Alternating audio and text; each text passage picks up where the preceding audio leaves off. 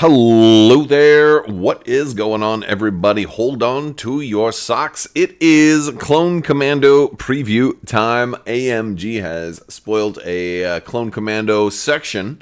I say a section because it's not in the entirety of what's coming with the Clone Commandos, but we did get a good look at some of the Clone Commandos and their upgrade cards in yesterday's article that they dropped. So we're going to talk about Clone Commandos today. And it's going to be a good time. So hopefully you guys are buckled in and braced for all of the news that's going to come your way. It's exciting stuff. So if you guys are new here to the channel, little admin stuff first. We are still doing a $25 Amazon gift card giveaway. We're going to be announcing the winner for that probably next week. So there's still plenty of time left to enter to win that. You just have to be a subscriber and leave a comment on this or one of my videos. It's as simple as that. Also, you can join our Discord, check out social media links, head over to Crabbok.com. If you haven't already checked out that Legion AI system, it's free. There's a lot of free content, as well as ultimate epic encounters, like Vader Down and Ultimate Epic Palpatine. All of those are for free, available on Crabbok.com. If you want to check those out, you're more than welcome to. With all that being said, let's go ahead and jump over into the meat and potatoes of this here Clone Commando preview. We did already see the unit card at the Adepticon reveal, and we've seen a little bit, not a whole lot. But if you haven't already seen that, we'll just kind of run through the basics. They do have the support unit type. They are a support with 4 units. You're not going to be adding any minis to this. So there's 4 miniatures in the unit. They have the red defense die, no surge. They have 1 health and 2 courage. They have a black and a white at range 2 for their weapon. It is a suppressive weapon as well. And then they have the gauntlet vibroblade, so they got some decent little melee on there. As far as upgrades, you're not going to see any heavies.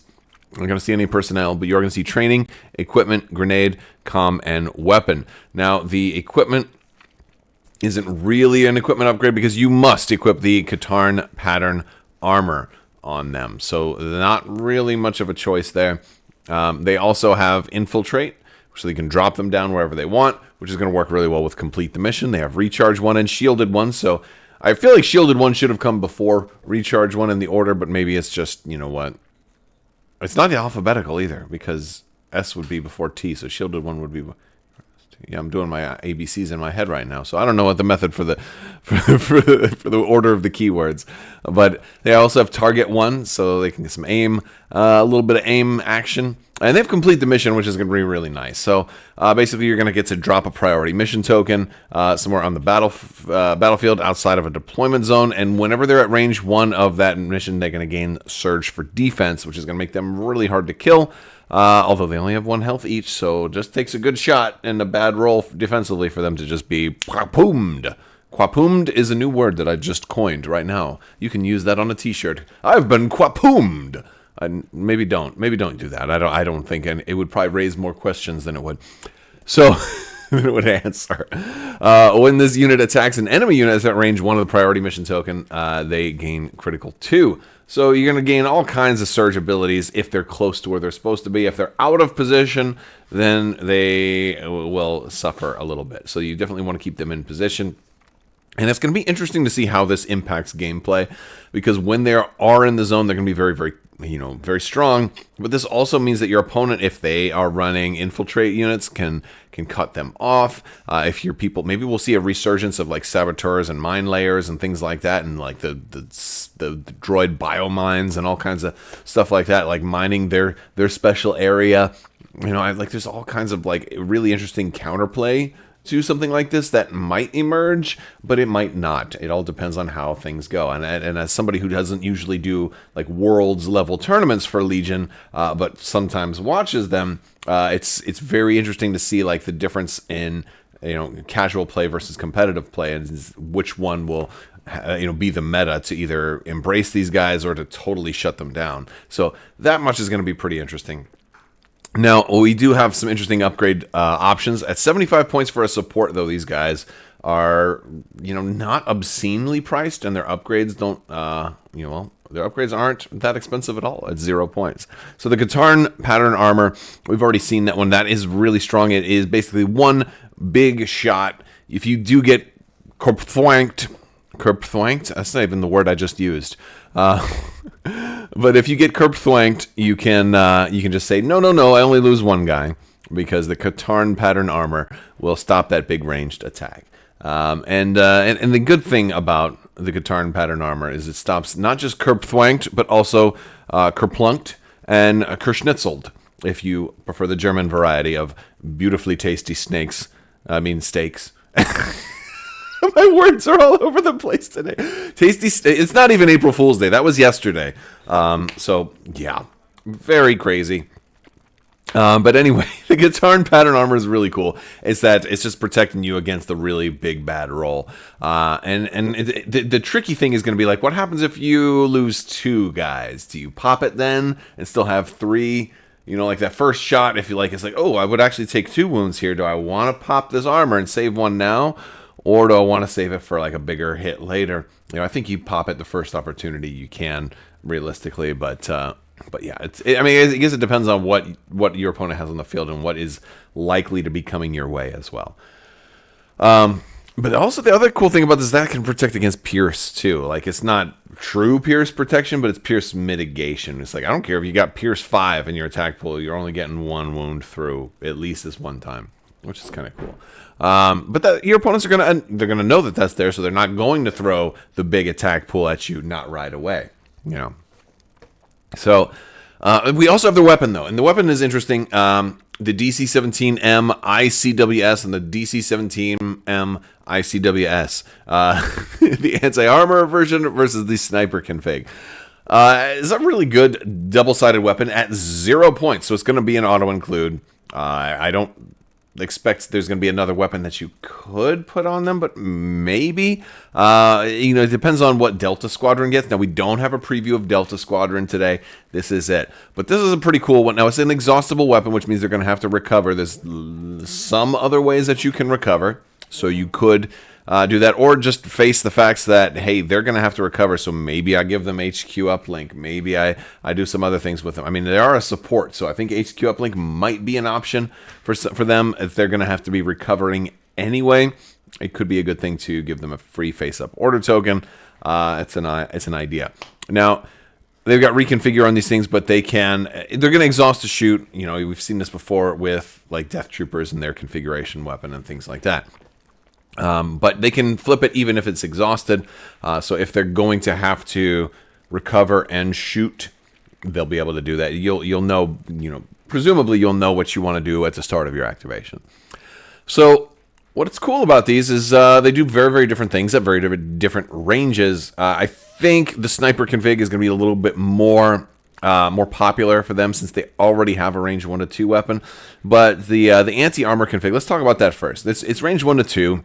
You already got range 1 to 2. It's slightly better dice because it's 2 black.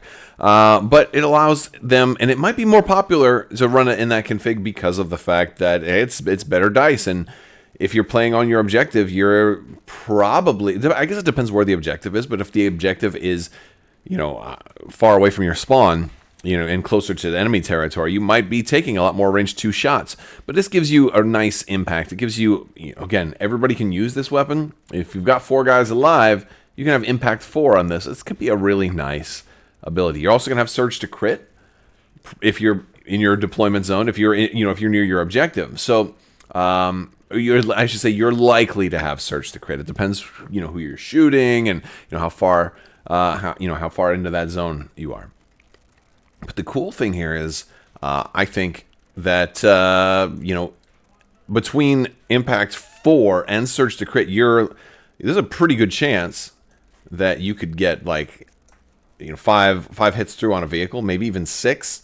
I don't think you'll consistently get, more than that, but you certainly have potential. You certainly have potential. And I think that's awesome. I think it's pretty groovy. So, we also have the sniper config. Sniper config, I think, is probably the one that I'm drawn to a little bit more because they already have a range 1 to 2 weapon. So when they have the sniper config ready, it means they have plenty of options on where to shoot, and it also means that they can split fire potentially a little easier. Since the sniper does have high velocity, that typically means if every weapon in the attack pool has high velocity, you can't do dodge tokens. So you could have 4 4 sniper shots, so 4 red dice at range 4. It could be very, very strong. Now, unlike Impact 1 on the anti-armor config, the sniper config is only going to get lethal 1. It says when 1 or more of the weapons that's in its attack pool that gains lethal 1. So you're not going to be able to have this stack because it's just, you know, the way it's worded. We are still going to have high velocity, which will work with itself if you're running all 4, which is a pretty cool thing. Now, there's another way to also run this sniper config, and this is a kind of a cool way to run these guys, and it's playing complete the mission a different way. It's having them play far away from the objective, which you may not always do, but I like this. Let me go back. Read complete the mission again. When they attack an enemy unit, that's range 1 of the priority mission token. So I can drop this on my opponent's objectives and then snipe them with 4 red and surge to, or critical 2, right? Which is a very cool thing. So you can play it that way.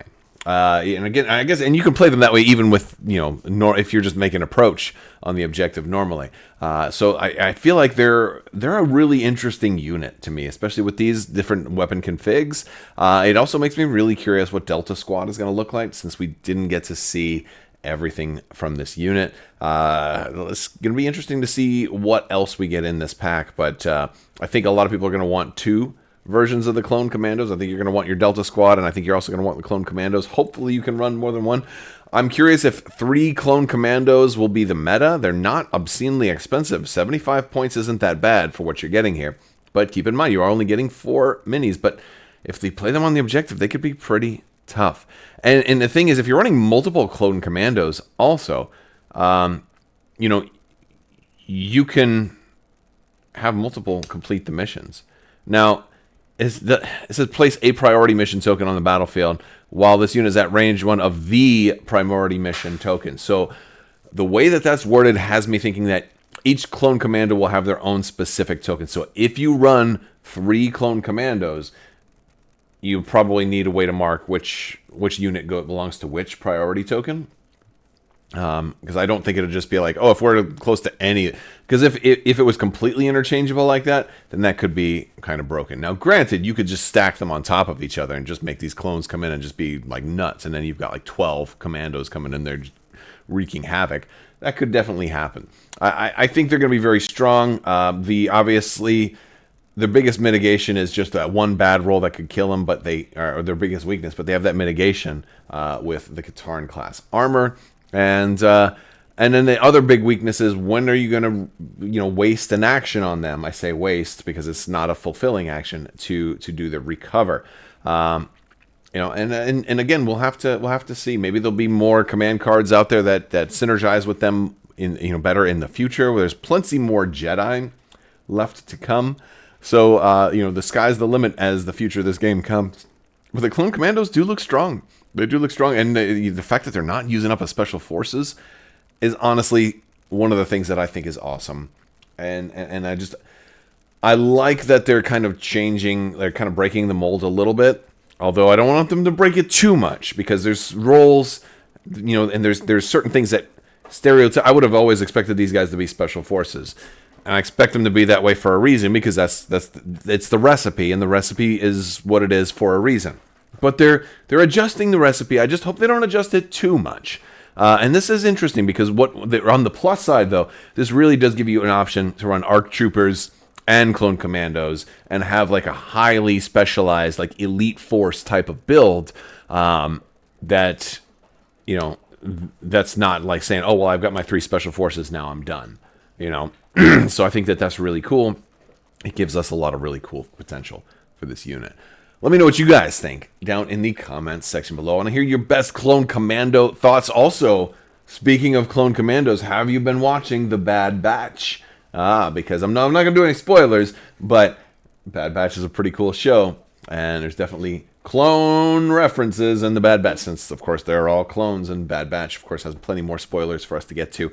And I'm sure we're going to see more Bad Batch spoilers, Clone Commando spoilers, Range Trooper spoilers, all kinds of good stuff like that. It all looks very, very cool, and I'm super excited for all of it. But we'll cover it as it comes out. I want to thank you all so much for watching. Big thanks to my patrons. You guys are out of this world and help make this whole channel possible. I will talk to you later. May the Force be with you. Live long and prosper. Be excellent to each other. The spice must flow. And always wash your socks.